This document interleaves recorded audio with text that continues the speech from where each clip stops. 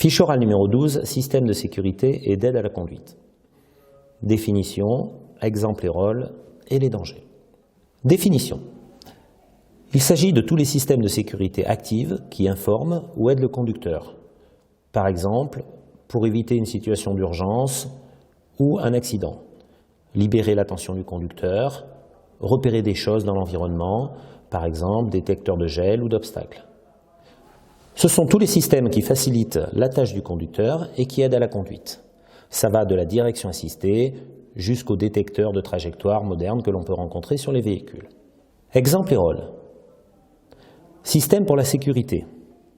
Il existe l'ABR ou l'ABS qui aide le conducteur à garder la maîtrise de la trajectoire lors d'un freinage brusque. L'ESP qui contrôle la trajectoire en virage. L'AFU, qui est un aide au freinage d'urgence, utilise la puissance maximum de freinage.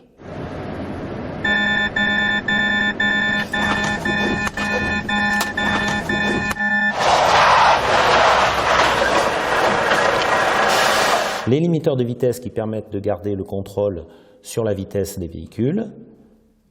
Les radars et caméras de recul qui suppriment les angles morts.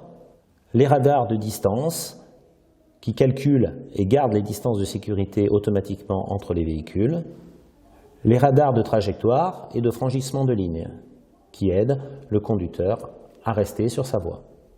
D'autres aides maintenant. Le GPS, avec détecteur de bouchons ou de travaux qui facilitent le calcul d'un itinéraire, l'aide au démarrage en côte, ou encore l'aide au stationnement. Les automatismes maintenant.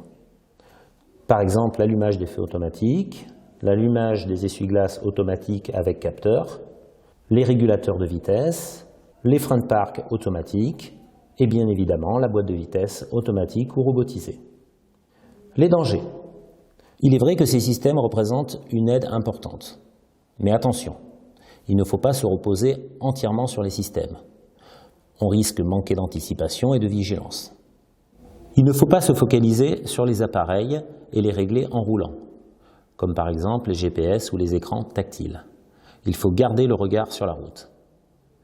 Pensez au risque de panne, ne pas se faire surprendre et savoir pallier à toute panne éventuelle de ces appareils. Le fait d'être très équipé ne permet en aucun cas d'augmenter sa vitesse et de pousser ses limites.